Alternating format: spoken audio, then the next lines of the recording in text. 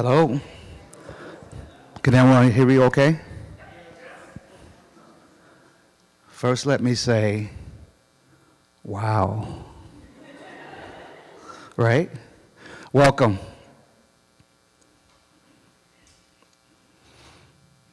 Welcome, everyone. My name is Jeff Woodard. I'm the Director of Marketing and Community Relations for the McLean County Museum of History. And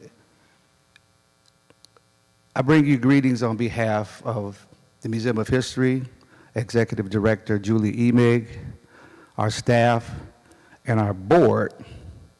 It's an honor to open the Black Wild Girl book tour here in this space. Right? Yes. A little housekeeping. This program is being live streamed. A special thank you to our live stream sponsor, WGLT, Bloomington Normal's Public Media, part of the NPR network. Take a minute, just look around the room. Just check each other out. A powerful revelation. It's clear that the late Dr. Mildred Pratt's journey is one of empowerment, teaching others to speak up and share their stories, leaving a legacy of impact, as we can clearly see here today.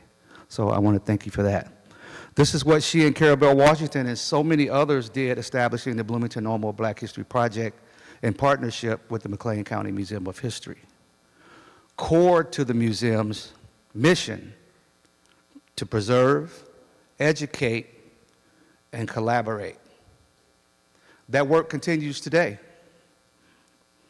Mildred's daughter, Dr. Menah Pratt, has traced her mother's journey, and we are so honored to have her in our presence today. And I want to be brief, but I'll share with you, we spoke at Illinois Wesleyan maybe a year or so ago, and she says, well, just wait, the book is coming out. And as we got closer here, we really know if we were going to be able to have it here. And I believe it's her mother speaking through her and said, no, let's make this happen. So here we are, and we really appreciate that.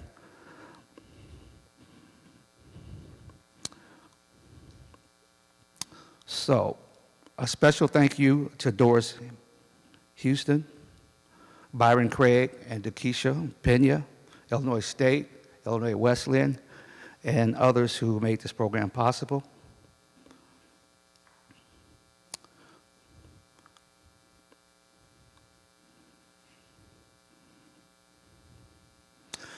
Embracing the energy and spirit of woman's superpower, right?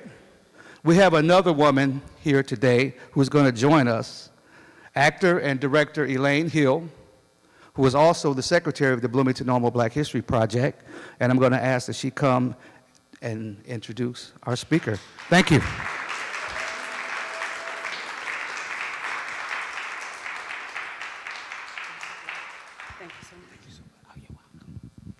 Good afternoon, everybody. All right, are you ready? Come on, are you ready? She has come home to share with us some of her own stories, and they are real. And what I love about it is this is someone that I feel like, well, she knows, she's in my heart. And let me just read what's on the paper, but I want that energy. When she comes up, like, welcome home, okay, that type of thing. All right, here we go. This is the story of a little black girl, black wild girl, who knew she was a queen, and in her innocence, shared her knowledge too soon. The world dethroned her, bearing her spirit, expecting to asphyxiate her. But the world did not know that she was a seed. Pratt, 2024. I bring to you today Dr. Pratt is a world-renowned scholar, activist who serves as Vice President of Strategic Affairs and Diversity and a professor of education at Virginia Tech, and is a NADOHE board member and award winner.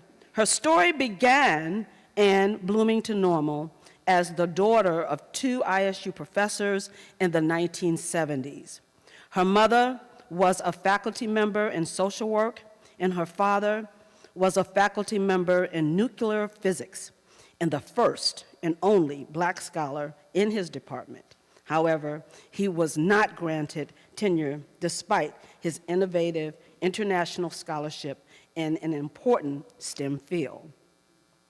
In one of Dr. Pratt's earlier books, she talks about how her father's rejection by the Academy haunted him his entire life and thus shaped the family's trajectory. Nevertheless, Menah went on to become a prolific scholar and leader. A Black woman's journey from cotton picking to college professor, lessons about race, class, and gender in America by Dr. Menah Pratt traces the journey and transformation of Mildred Sirls, a young Black girl in rural East Texas in the 1930s, who picked cotton to help her family survive, to Dr. Mildred Pratt, Professor Emerita of Social Work, who by lifting as she climbed, and I'm a witness, influenced hundreds of students and empowered a community. Her journey is about the importance of speaking up and helping others to speak up and share their stories to leave a legacy of impact. Now let me just tell you a few accolades. I told her, if I miss some, you can mention them when you come up. She goes, I'm like, yes, you can. All right, speaking engagements, topics, women's empowerment, diversity and inclusion, social justice, student and faculty success and leadership.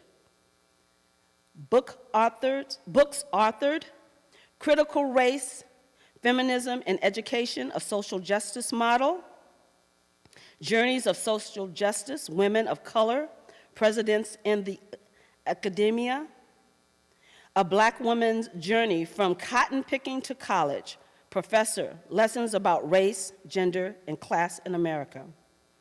And Black Wild Girl, a writer's journey to take back her superpower with a companion journal and auto book, 2024.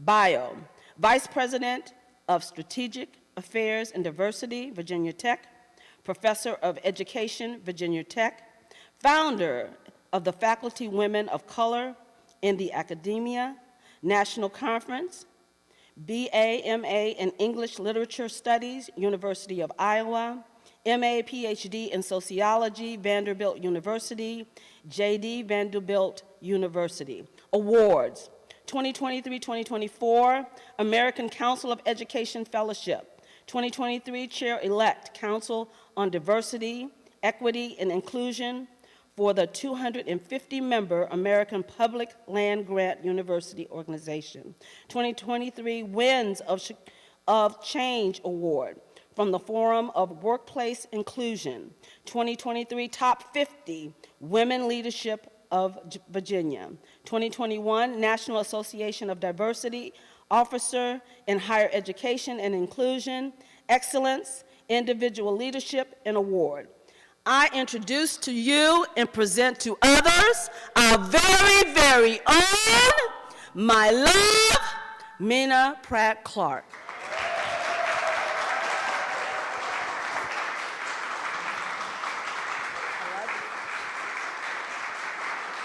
I love you. Okay, this is for you.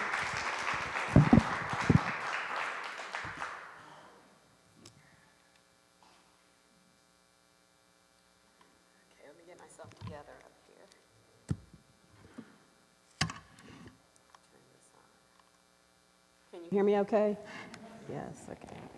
So first, thank you. It's just an honor to be here, to be back home. My heart is here. Much of my life, what influenced my life is here in Bloomington Normal. And I'm just honored to see so many family, what I consider family and friends here.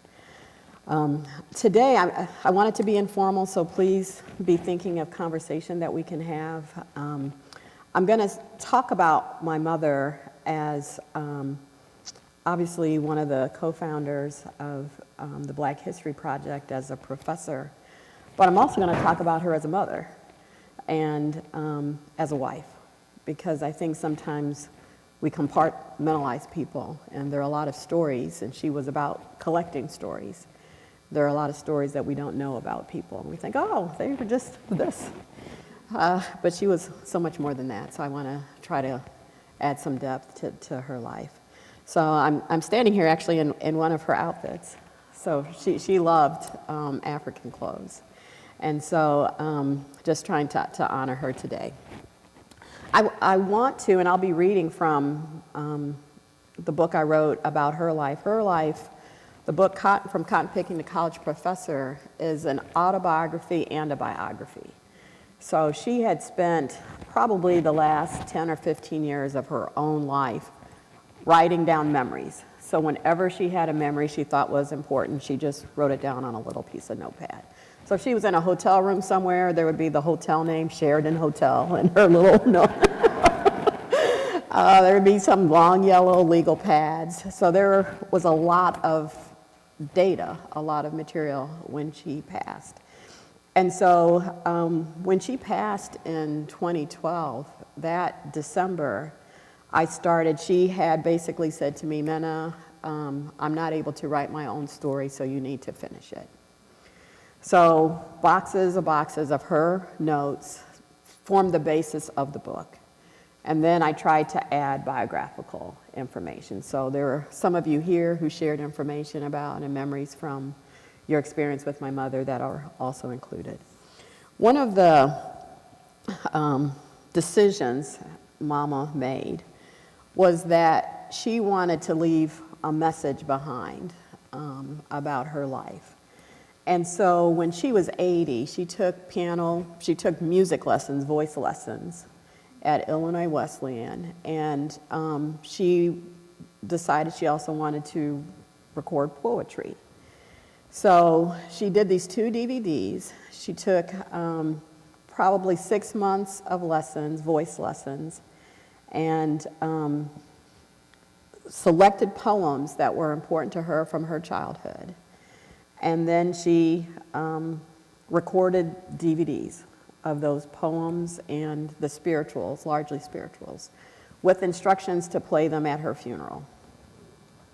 She's like, Menah, you think that's a little weird, don't you? I was like, yeah, I do. And we had a lot of conversations about that. But at her funeral at Illinois Wesleyan, we played. And so it was almost like she was still alive, like she was performing at her own funeral. So I'm going to start with her voice and her words.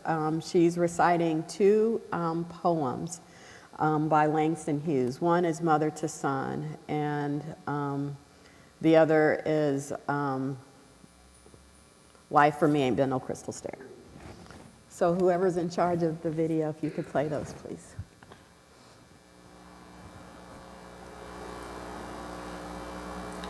The Negro Mother by Langston Hughes. Children, I come back today to tell you a story of a long, dark way that I had to climb, that I had to know in order that the race might live and grow. Look at my face, dark as the night, yet shining like the sun with love's true light. I am the dark girl who crossed the Red Sea, bringing in my body the seed of the free. I'm the woman who worked in the field, bringing the cotton and corn to yield. I am the one who labored as a slave, beaten and mistreated for the work that I gave. Children sold away from me, husbands sold too. No safety, no love, no respect was I due. 300 years in the deepest South, but God put a song and a prayer in my mouth. God put a dream like steel in my soul. Now through my children, I'm reaching the goal. Now through my children, young and free, I realize the blessings denied to me. I couldn't read them, I couldn't write. I had nothing back there in the night. Sometimes the valley was filled with tears, but I kept trudging on through the lonely years. Sometimes the road was hot with the sun, but I had to keep on till my work was done. I had to keep on, no stopping for me. I was the seed of the coming free. I nourished a dream that nothing could smother, deep in my breast, the Negro mother. I had only hope then, but now through you, dark ones, today, my dreams must come true. All you dark children in the world out there, remember my sweat, my pain, my despair. Remember my years heavy with sorrow, and make of those years a torch for tomorrow. Make of my past a road to the light, out of the darkness, the ignorance, the night. Lift high my banner out of the dust.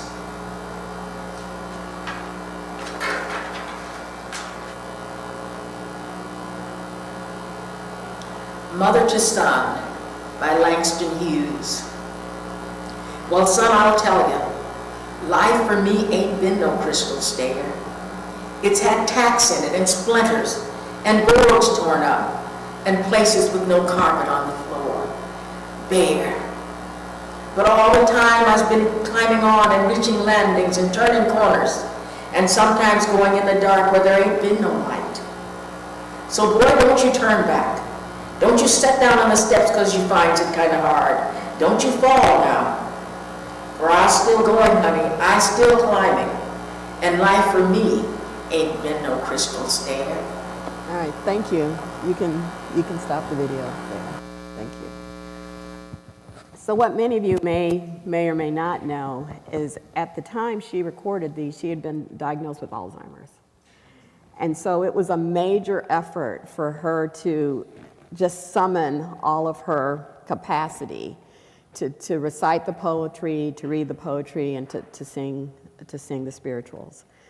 But I feel like those two excerpts capture her life, that it's important for us, I mean, the essence of the Black History Project. Like, let's remember where we came so we know where we're going in the future, and just the challenges of her life. So I want to read a little bit from the book. This is actually her own writing. So in some of the transcriptions, she had a piece of paper that said, "How did I get here from where I came from?" And so I'm just going to read a little bit because it's like her introduction to this book. My 80 years of living in different states, Texas, Indiana, Missouri, California, Pennsylvania, and Illinois, and practicing and teaching social work automatically directs me to be analytical and to search for factors that motivate people to demonstrate certain behaviors. How, for example, does a person born to a poor Black sharecropping family of 8 children who never left the rural area of Texas and the Blackest girl in the family go on to become a full professor and earn 4 degrees? I think I was able to accomplish as much as I did because of a variety of factors. I was carefully taught by my mother to accept the state of my life and not to overtly complain. In my own way, I somehow decided that I would live a better life. I decided very early that I wanted a life very different from my life in East Texas. There was something about my character that drove me to make something of myself. I recall growing up that I sort of marched to my own drum. This has guided me throughout my life. As with most people, my life was shaped by my family, environment, and my particular qualities. This book charts my life from my birth through good days to almost unbearable situations. There were several factors that I had to cope with as I grew up. My life from birth through adulthood was, in fact, making a way out of no way. My mother often used these words when supporting us became very difficult. I believe my life was painful for several reasons. My skin color, Black, my height, short, sometimes I was called Shorty, my position in the family, a middle child, an irresponsible father, growing up in a sharecropping family in the South in a period of discrimination and segregation, and instability since we were constantly moving. As I reflect on them now, I've learned to use them to help me as I trod upon this earth. I was born and grew up in an era in rural Texas when black people were not viewed as human beings entitled to all the rights and privileges as the white people in the state. My life during that period, from 1928 to the late 60s, was characterized by legal segregation. This book presents my life as I experienced and coped with segregation, discrimination, and my skin color. I have protested the treatment of African Americans and females since I was a child. I could go on and on with examples of my protest on behalf of African Americans and the shaft that many black women get. Many of us paved the way for so many who now reap the benefits of our protest. Many black females protested to open the doors for the current generation. We must remember, as Colin Powell said, that we rode on the backs of those who went before us, and we have a responsibility to be the backs for those who come after us. So that was her mindset, that I'm going to, shift the thinking. And I want to share one particular story that kind of reflects that determination that she had even as a child. So growing up in rural segregated Texas, she tells a story of going to the mail, to get the mail, and maybe she was about 8 years old. And it was a white male postman.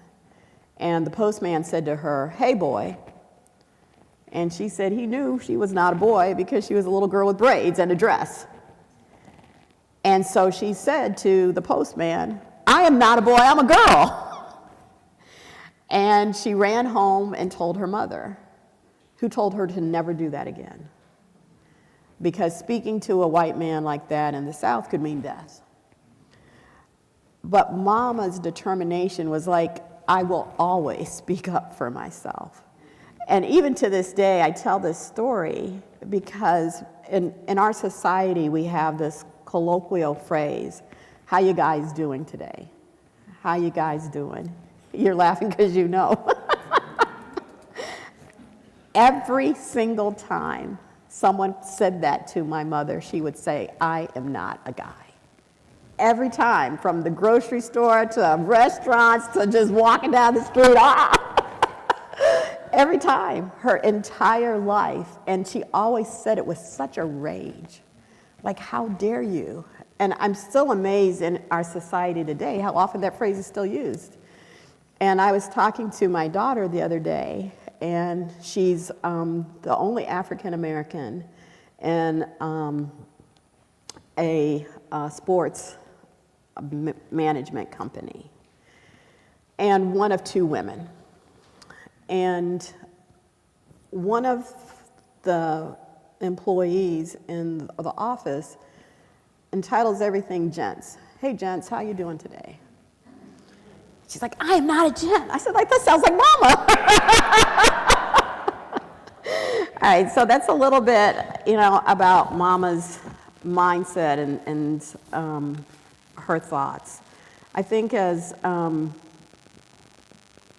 Mama's career and her life was very difficult. She grew up in extreme poverty in rural Texas during segregation. There were particular people who were influential in her life, helped her to think about college, which she didn't think was possible. She was working as a maid and thought that was going to be her life journey because of poverty. So she went to Jarvis Christian College, a small black college in Texas, and then she got opportunities to go to Butler University. She majored in religion, and she got her master's degree in religion and thought that she was maybe going to be a minister, and realized that when she got her degree in the 50s, that women couldn't be ministers, and that's when she switched to social work.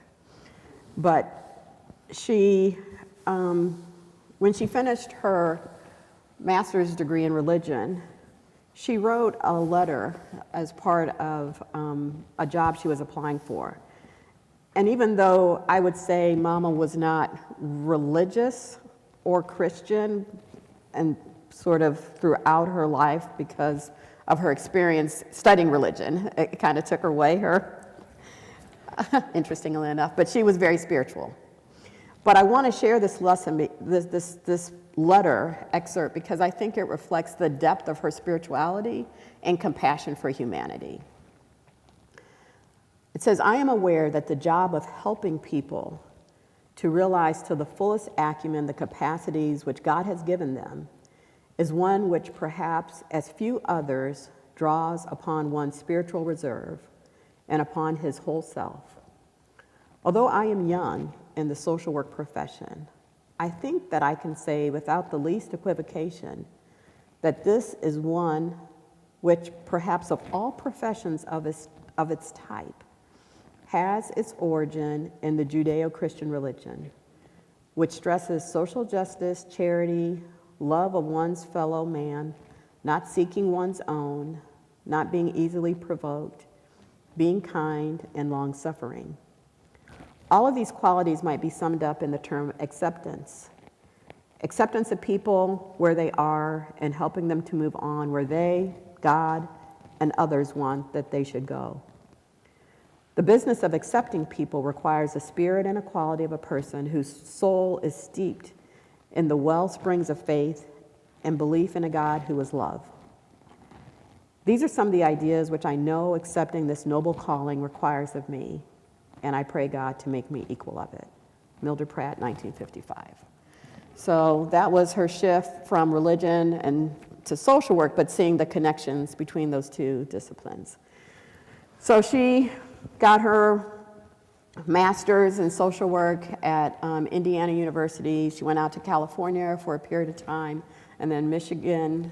She worked in Detroit, and then she went to Pittsburgh where she met my father. She shares the sort of interesting opportunity and the moment meeting my father, and I want to share that only because I'm going to talk about the challenges in their marriage, and I think it's always important to understand what connects people and why people stay even in the midst of challenge. One morning in August 1964, I crossed Forbes Avenue in Pittsburgh to take clothes to the cleaners. I was in a hurry to get to work at the University of Pittsburgh School of Social Work. At the small cleaners, I found a handsome African man, Ted, arguing in British English with a Chinese clerk who was arguing in Chinese accented English about whether or not the pants Ted was asking to have clean were brown or green. An extremely animated conversation, punctuated by hearty laughter, was taking place as I tried to rush to get my clothes checked in. True to his form, as I later learned, Ted brought me into the conversation to agree with him that the pants were green. I did not agree, and as I hastily left, I thought, what a nut.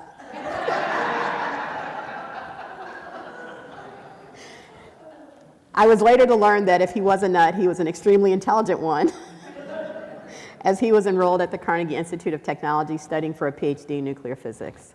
I was later to learn that humor was a part of his character, and he enjoyed sharing humor with others. I hastily left my clothes to be clean and went to work, clearly not expecting to encounter Ted again. In August of 1964, I had an occasion to take a weekend drive to Indianapolis. Upon my return Sunday evening around 9 or 10 p.m., I was hungry and walked across the street to a restaurant. Not many people were at the restaurant, and I sat alone at a table a considerable distance from others. I had not observed that Ted was in the restaurant until I was leaving when I heard this familiar voice say, "Hi, what's your name? Where do you live?" I observed that he was seated with an Indian who I later learned was his good friend, studying. A few days later, I saw him again, and we continued to see each other up until our wedding day on November 24th, 1964. So they met in August, and they got married in November. So Mildred, both of them came to Illinois State. I think, as you heard, my father had a 3-year career at Illinois State, and Illinois State did not renew his contract. And it was a very painful time for him, painful time for my mother, and it shaped my life, is my life because of my father in particular, but it was a very complicated journey. And I'll talk a little bit more about that probably tomorrow in talking about the book. But Mama had a very successful faculty career, and the Bloomington Normal Black History project was the highlight of her career. And I want to just share a little bit. I mean, the original vision for the Black History Project, and I have some early memories. Well, she got fascinated in Black folk medicine. It's just like, what medicines did people use to survive when they were poor? You know, like hog hoof tea. Like, what is that? And why are they, you know, using that? So she wanted to just start interviewing elderly Black folks about folk medicine. And then they just started telling other stories. She's like, oh my gosh. And then she wanted her students to understand the importance of having conversation with people who have been dismissed and discarded in life. And so that led to the growth of the Women to Normal Black History Project in partnership with many others. Pam Muirhead was a professor of English at Illinois Wesleyan, and they became a little team that worked together with many others. And Pam shared a little bit more about the project that I want to just read a little excerpt where she talked about Mama. She said, your mom was determined, absolutely determined as a matter of moral and professional principle, that the elderly members of the Black community who had contributed their life stories be included in, even better, be at the center of exhibits, performances, and talks that form the core of the collective Black History Project material. The push for Black and feminist studies in the late 1980s and the early 1990s helped enormously when it came to making a case for the project. Not that it was easy. At the time, talk often exceeded action. But Mildred had a talent for identifying like-minded people. Virginia Owen, Dean of Liberal Arts at ISU, was very instrumental, and Marcia Young as well. At that time, ISU wasn't worried about Mildred including non-academic community folk, elderly Black people on her research trips. And she fostered a wonderful we're all in this together spirit. It wasn't just the professors and professionals who were authorities. No doctorate would ever outrank Carabel Washington's life experience. Mildred was also wonderfully savvy about race and power. She knew who needed to see Black faces, who would respond to a white male, and who needed to know that she had a PhD. The fun of it was that we all knew which strategy was being employed, and we enjoyed playing our assigned role. I vividly remember one research trip to Kentucky that sprang our biracial, multi-generational town gown crew on a small public library. Once they got over their surprise, the staff seemed delighted. So Mama formed this coalition of the Black History Project. And I want to share one more excerpt before I'll transition. For her, the project was about two concepts. It was about empowerment and institutionalization. So it was about empowering people who had been disempowered in their lives, but also making sure that their work would be institutionalized in some way and remembered. This is her talking about the importance of the oral interview. There are almost close to 100 oral interviews that were collected. The respondents were experiencing a sense of pride, self-esteem, and enjoyment from recalling their early experiences. They were anxious to share their knowledge as well as direct the interviewer to other respondents. Mildred observed that the respondents enjoyed talking about their past, remembering the goose grease rubbed on their chests, and the hog hoof tea they drank as children. They also felt good with their roles as teachers. In retrospect, the respondents' behavior can be understood in the context of the history of Afro-Americans in this country. These people grew up in a period of social systems in which they were accorded little to no respect and were viewed as being ignorant, low-status, passive, powerless people. To be set up in the role of teacher with much valuable and relevant knowledge to share made them feel pride and self-esteem. They also found themselves in a situation where the medicinal knowledge and skills which they had learned from their own non-formal educated parents was considered valuable. These elderly Afro-Americans were also in a situation which this aspect of their culture was viewed as positive. The best part of the Bloomington Normal Black History Project was giving these people who settled and had been subject to discrimination the opportunity to talk about it and tell their story. And Mildred concludes, she says, the Bloomington Normal Black History Project has been the brightest spot in my career. The warm camaraderie that characterizes all of our formal and informal contacts has enriched my life and made all the efforts worthwhile. It is a delight to know that together we have actively changed the concept of what is history, both in the local community as well as society at large.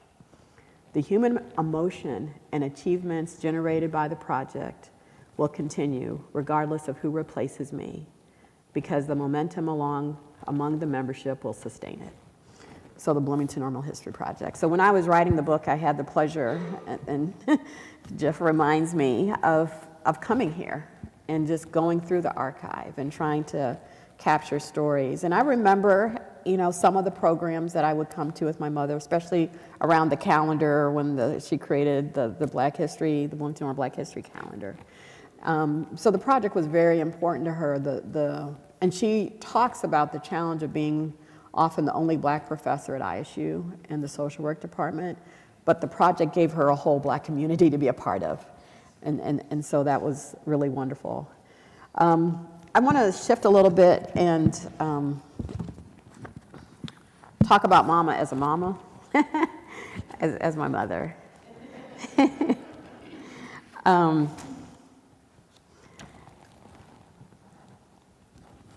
I wrote Black Wild Girl is based on 45 years of journals. So when I was 8 years old, I started my first journal actually in a journal my father gave me from Brazil. So they had gone on a year sabbatical to Brazil, and coming back, I had this very 8 by 14 journal with green, pink, yellow, and red. And it was really cute. And so that became my journal. And and about 5 years ago, I felt the need or the call to take the journals and try to create a cohesive story of my life as a young Black girl growing up in this community to becoming who I am today. And I talk a lot about my parents and how my parents, after my father lost his faculty position, he became our tennis coach. So his decision was that my brother and I would be, he wanted to raise my brother and I in such a way that we would be almost immune from the racism that had taken his career. So kind of in the Venus, Richard, William, Serena mindset, it's I will raise my children to play tennis, to take piano and violin lessons in the hope that they can become independent and not dependent on a system that could sabotage their life and career as ISU had his. So I call this a bargain in the book. So I'm just going to read a little bit about the bargain, not focusing so much on my father, but on my mother. The implementation of the bargain began in 1974, after my father had lost his career. Well, let me start a little bit earlier. Because Papa was no longer a physics professor, he transferred his scientific acumen to parenting. The house became his lab, parenting his profession, and my brother and I were his research subjects. Papa was a relentless disciplinarian and a perfectionist. Always a physicist, he saw the world through the lens of science and math. For him, it was a world of precision. There were right answers, correct equations, and logical steps that produced anticipated outcomes. Deviations were not acceptable. There was an expectation of efficiency with no room for error. The implementation of the bargain began in 1974. As young children, my brother and I began playing piano at ages 6 and 7, and a few years later, we started violin. At the ages of 7 and 8, we started learning tennis with our father as our coach. As children, we woke up at 4:30 a.m. and made Papa's coffee. We would lift weights and stretch in the basement from 5 a.m. to 5:30 a.m. At 6 o'clock a.m. or 7 in the winter, we were on the tennis court until 8 o'clock a.m. After tennis, we ate breakfast in the car on the way to school. After school, it was usually piano or violin lessons, depending on the day of the week. In the evening, it was eating dinner that Mama always prepared, practicing piano and violin for at least an hour, doing homework with the expectation we would get A's, and then bedtime. Mama was a quiet, yet ever-present partner in the plan. Loyal and dedicated to Papa, she supported this disciplined and demanding lifestyle. She too had been a victim of the system and was committed to the bargain as a tool for dismantling the potential effects of America's racism. She actually did most of the work of the bargain, as women do. Not only was Mom a full-time professor working to get tenured and then promoted to full professor, but she also had second and third shifts. The second was as a mother and housewife. Cooking every meal, she cooked breakfast at 5 o'clock a.m. for my brother and me to carry to tennis practice. Breakfast was a toasted sandwich of sausage or bacon, a hot thermos of apple juice from the apples she had canned from our fruit trees. She also made our lunch for school. And because Papa didn't cook, perhaps because of sexist beliefs about a woman's role, Mama cooked and left his lunch on the kitchen table or in the refrigerator before going to work every day. After work, Mama would make dinner. Mama was not only the chef, but also the chauffeur and seamstress, driving us to every piano and violin lesson twice a week, and sewing our clothes when we were young, sitting at her sewing machine with pattern, scissors, and threads. She did the laundry and hung clothes out to dry on the clothesline. It was fascinating to watch how fast Mama could hang clothes, systematically, almost machine-like in her precision and efficiency. Her third shift was apartment owner, manager, and maintenance worker. My father and my mother decided to purchase apartment buildings as part of the income for our family. My mom's salary at the time was just $30,000, so the apartments provided an opportunity for some income. But the apartments needed maintenance, so my mother's third shift was apartment owner, manager, and maintenance worker, with my father as the overseer and self-proclaimed supervisor. Mama did most of the work on the apartments. She painted the walls and baseboards, cleaned the floors, kitchens, and bathrooms, mowed the yards, and shoveled snow off sidewalks and driveways. And so I just share that it's like Mama wasn't just this professor. She was a wife, she was helping take care of the apartments, and she was a mother. And I'm gonna close just reading the first letter that my mother ever wrote to me. And Mama wrote me letters my entire life, which has been a blessing for me to have those letters from her. She wrote me in college every week. But this is her first letter to me. It was dated December 18, 1980. Dear Menah, I think this is the first letter I've ever written to you. I wanted to write this letter because it has occurred to me that you will be graduating from high school in about 3 years and leaving home. These 3 years are very important to you and us, your family. You are 13, a big girl now, a teenager. But I still remember the morning when you were born and how happy your father and I were to see and welcome you. You were just as special to us as Awadadjan and just as special to us now. You were not only special to us, your family, but also to your grandmother Pratt, your aunts and uncles, and all of our white and black friends who, like us, want the best for you. You are special. You are a Pratt. You are African, part of one of the oldest cultures in the world. Remember that and never take a backseat to anyone. You are somebody special. You are special also because you are very bright, you are strong, You want to be the best. You have a nice smile, a sense of humor, and you are a lovely young lady. Aspire to be the best that is in you to be. Don't let anyone set low goals for you, and don't set them for yourself. Menah, when I think of you, I think of myself growing up.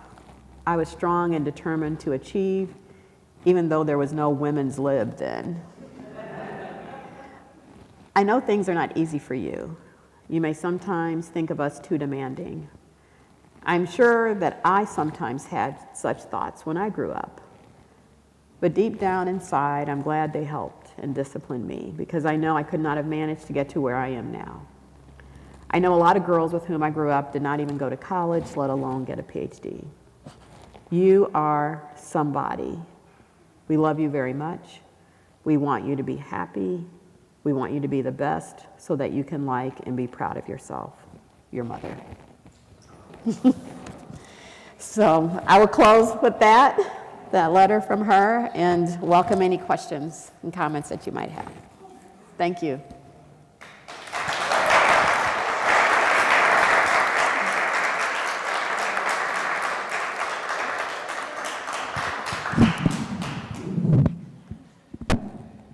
Does anyone have any questions? You know it all, right? Okay, well, okay, yeah. Oh, hang on a second. I want to speak to the mic. We're live streaming, so. Okay, my curiosity as I was reading the book is why your parents did not leave Bloomington Normal. Yes, I can explain that. So my father, growing up, his parents got divorced. And my father kept journals, which is interesting, these very small, tiny little books. And he would write in them just little short phrases. But I started seeing this pattern where he would say, my father did not sleep at home today. My father came home and it was not good. And at some point, one of his journal entries said, Mr. D.G. Pratt has disgraced us. So that was his father's initials. Daniel Gershon Pratt has disgraced us. And so he ended up testifying later, I learned, at the divorce. And this is in the 1940s, 50s, in a third world, West African, Sierra Leone, where it's not the norm. And because the father left, he and his mother were very poor. So she basically, I don't want to say abandoned him, but assigned him to another family that raised him. And he was kind of moved around from family to family. So my mother believes, so when he lost his position at ISU, she said, Ted, well, I'll go wherever you go. I will find something. And I mean, he did apply for a few positions, but he also was not an American citizen. So he never became an American citizen. And his position was, I don't want to move my family the way that I was moved as a child. And he said, because you have your career, we will stay here and find a way to make it work. But I think there was always that tension. I don't want to, I do believe that he was jealous, like he was upset. Like every day he saw my mother succeeding in her career. And every day he has to look at his own absence of a meaningful career. And so my mother and I, after my father passed, we would have these conversations. And, you know, she said, man, I just don't think he felt like he could move and start over because he had moved so much. But that's why he just didn't feel like he, and you know, probably again, the nationality discrimination, African Americans, I mean, it was still that period of time. Yeah, you're welcome. If you had to, first, this is such an honor just to be sitting here. I feel like I'm sitting in my living room and listen to you speak. But if you had to define a defining moment in your life, what would it be and why? Yes, I know what that, I know that moment, and I'm going to share it just because I think the language here is powerful. So when I was writing this section, I was writing it from journal entries, but I didn't need my journal because my own memories were so powerful. So this particular section is written from my own memory. Our lives have turning points.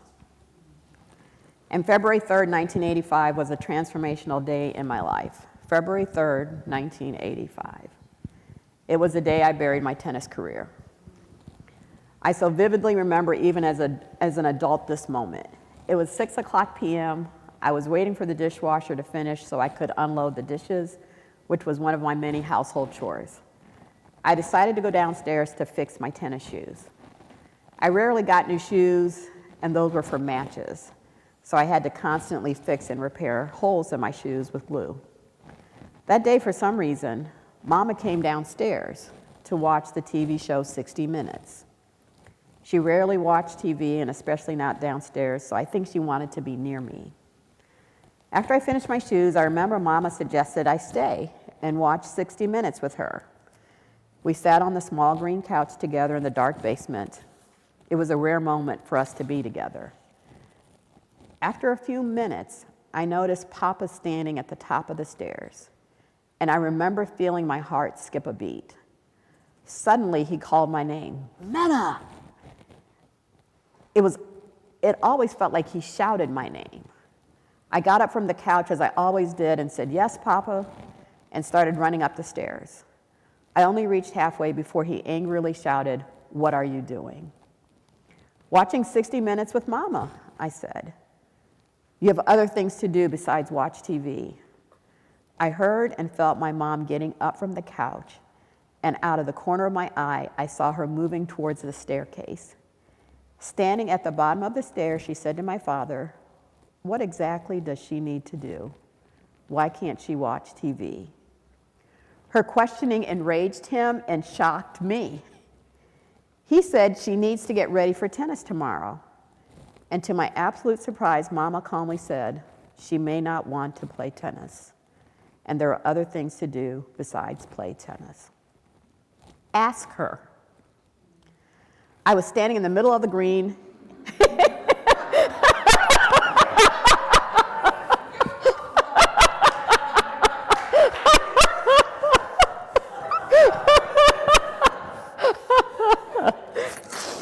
I was standing in the middle of the green indoor-outdoor carpeted staircase, in between my mother at the bottom of the staircase and my father at the top.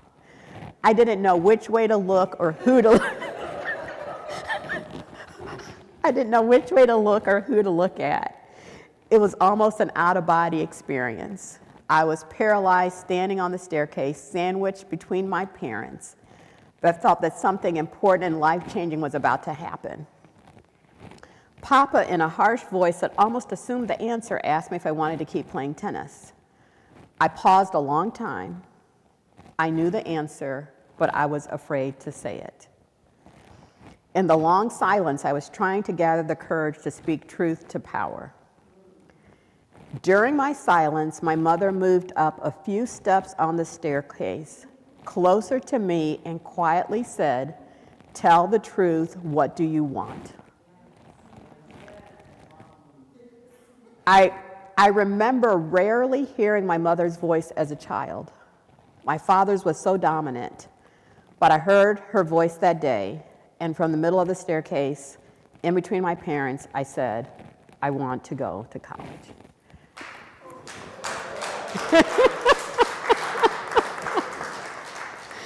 So that changed my life. That moment changed my life because I had graduated from high school at 16, and for 2 years, all I did was play tennis for 6 to 8 hours a day with my father as my coach. And I was miserable. I mean, I had qualified. I was part of the Olympic qualifying tournament in 1984 for the Olympics for tennis. So I was very good, but I was very miserable. And I think my mother saw the misery, and at that point, that opportunity, that dynamic created the space. And the moment was so intense that she made the decision that she was going to leave my father. So they had some conversation, and she's like, we're leaving. So we packed up our little stuff. We moved like 3 blocks away to an apartment. And 3 days later, we moved back.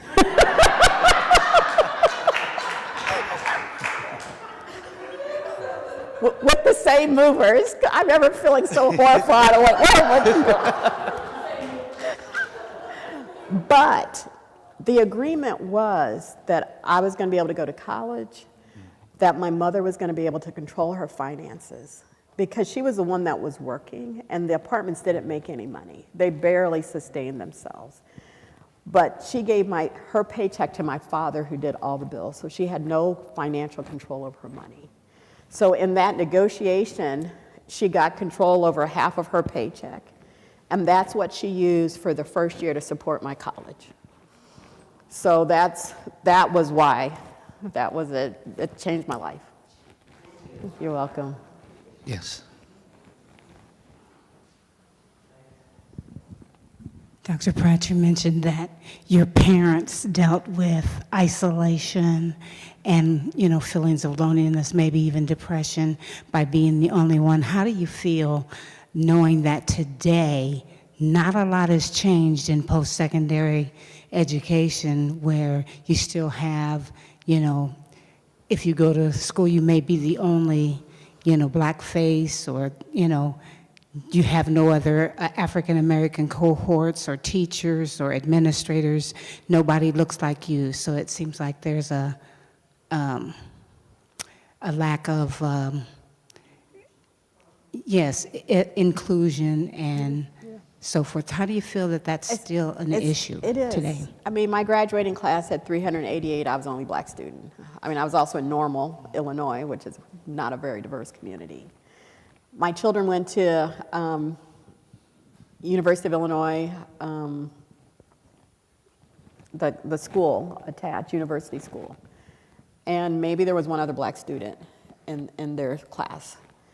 And I can think, I'm at Virginia Tech, which has been an amazing place for me to be in many ways. But it still has a legacy of it being an all-white male military. I mean, the very first student is still alive, and went there in 1958. So the issue, a lot of it relates to America's segregation, the legacy of segregation. It also relates to economics.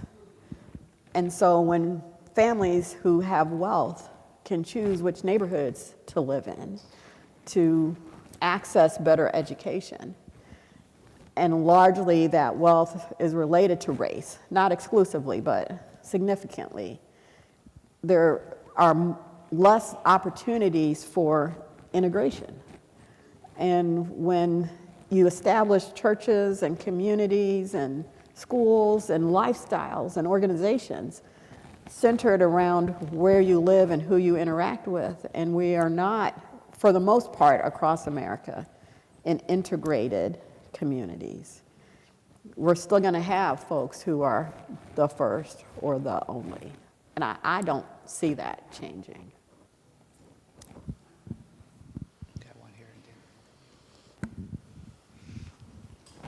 Good afternoon, and thank you so much for your words of encouragement. And I don't know if they were for you too, because to sit here and for you to share with us and then see over your shoulder your mom picture and you hear her voice, that takes a lot. But I just like to say that Mama knows best, and that what she was doing somehow knew that you would be able to stand, and that you would be able to project and to share the good news about, Mama and Daddy went through this, and I'm still seeing some of it today. But today and tomorrow, I see a better day. Now let me just encourage you, because life has challenges, especially for women, and especially for Black women, that as you move on this journey, that you will continue to think about Mama as she has left her mark on all of us, that you will take what she has said and try to prove that she never gave up, even with Daddy wasn't acting right. Even when Daddy wasn't acting right, your best was at the forefront for you and your brother. So let me just continue to take in everything that you said. And there are so many reminders that I grew up with. I got the things that Mama did, my mom and dad did, you know. But to see how everything connected, especially, now I gotta throw this out, becoming master's in social work. I gotta say it, you know, because I received my master's from Illinois State University, right, Dr. Houston? Social work department head. So thank you for sharing those. Continue to be on this battlefield here in McLean County. You know, I know what your mom went through. I retired from Illinois State University with 33 years, and then went on and got my master's as well from social work department. And now I am the president of the NAACP, that we can't give up. And she showed us that we don't have to give up. We just need to move in a manner in which we can be productive and that we can encourage others. So thank you so much for that. Thank you. Thank you so much. Did you have one? I think we've got time for one more, maybe? I just wanted to share one thing to say thank you for your question and thank you for your answer. Yesterday I shared with some people in the community about the segregation issue. Axios published this article yesterday. School segregation between Black and white students has returned to 1968 levels. And I think we all need to be cognizant of that and to look at our communities and those of where we have friends and family. So thank you for your answer and thank you for that question, because I don't think we're all in tune and in touch with what's going on in America today in that situation. Is it okay? Okay. Menah, so pleased to have you here, Dr. Pratt. And I did have the pleasure for my early years on faculty in social work to meet your mother. She was really revered among our faculty and staff. And even though I didn't get a chance to know her well, there was a sense of quiet power and strength that she exuded, and royalty. And whenever she was around, when we had an event, people hovered over her. And so I knew that even though I didn't have that chance to be with her and talk with her much one-on-one, I knew what she meant to us, the School of Social Work, and to Illinois State University. Someone had brought up about things haven't changed that much. I was just reviewing some statistics last week, and African Americans make up 3% of the faculty at this day as of 2024. Latinos, 2.5%. So the work continues, and we appreciate what you're doing. I just had one quick question. Have you and your brother had a chance to reflect together? I'm just wondering, was his experience similar to yours, just in terms of your upbringing? Because sometimes you hear siblings, I'm actually an only child, but you hear siblings say, well, my experience was different if he was younger or something. He was younger or older? He was older. So I'm just curious about how you've had discussions about your parents and upbringing together? Yeah, no, thanks for that question. I mean, I'll share two quick stories that really have shifted my thinking. So probably sometime in college, I was talking to my brother about our parents. You know, like, you know, they were just like cuss word, you know. My father was very mean. He was very angry and very mean and very bitter, and he was also an alcoholic. So he drank, I mean, and he died when he was 60. So I feel like racism killed him. So that was a dynamic that we had to navigate in the house. So when my brother and I were talking about our parents, he said to me, Menah, a lot of people had cuss word parents, cuss word parents. So it's like, don't sit around and feel sorry for yourself. Because I've met a lot of people who had complicated childhoods, messed up parents, and, you know, ours in comparison too, we know it wasn't great, but he had sort of developed another mindset about it. Like, I've met a lot of different people who had a lot of messed up childhoods. So ours wasn't as maybe unique as you think it was. Okay, so that was the first, because I felt like his experience, as bad as I felt mine was, I felt his was worse. I really did. I felt my father's anger towards him was at another level, okay. And then writing the book, I was starting to struggle at one point. Like, how much do I say? You know, how much do I really say about what it was like growing up? And so he and I had a conversation, and he said, Menah, sanitizing protects no one. And something has to explain how we got here. And at that point, I felt like he had given his permission for me to speak my truth about, I mean, and I have tried very much to just tell my story. He has his own story that he may or may not want to tell at some point in the way that he wants to tell it. So I tried very much to just focus on my own story and my life. I mean, there are points of intersection, but his experiences, should he choose to share that, will be kind of his story to tell when he's ready to. But those two moments where he said sanitizing protects no one and other people had challenging childhoods were his way of kind of helping me to gain a little bit of perspective, I would say. Yeah. Okay, all right. You know, I was up about 3 o'clock this morning and I could not go back to sleep. I just knew what I was up against. When I met Menah, and she'll tell you, when I met her, I had known her mom for years through the Black History Project soon after I came to work here at the museum. But when I met her, it was the strangest thing. We hugged each other and we acted like we had knew each other forever. and it just it baffled me. I couldn't figure it out. But now I know, right?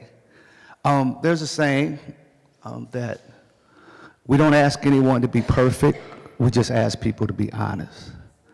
And with that, I just want to thank you for your honesty. We appreciate you, and we did have one question. One more question. Is there a book or novel that you can think of that you really, really enjoyed reading? It don't have to be recent, it could be when you were younger or... Well, I have two answers. Okay. I had the opportunity to apply for a Rhodes Scholarship to study in England during college. Yes. At Oxford, and they asked that question.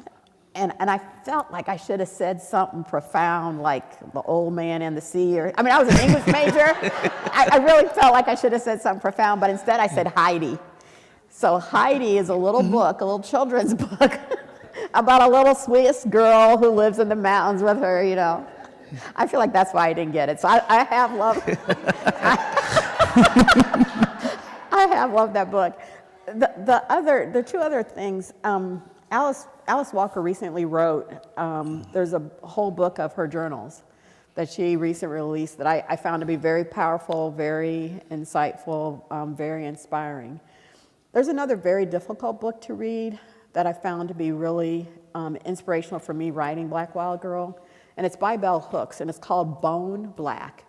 Mm-hmm. And it's rarely talked about, but it is her Black girlhood experience, very challenging, very complicated, very honest. And that work helped me to see Bell Hooks in a whole nother light. Sure.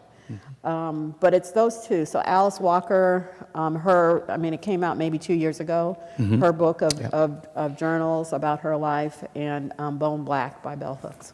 Okay. Thank you. Thank you. I saw the movie Heidi. Oh. So, I did.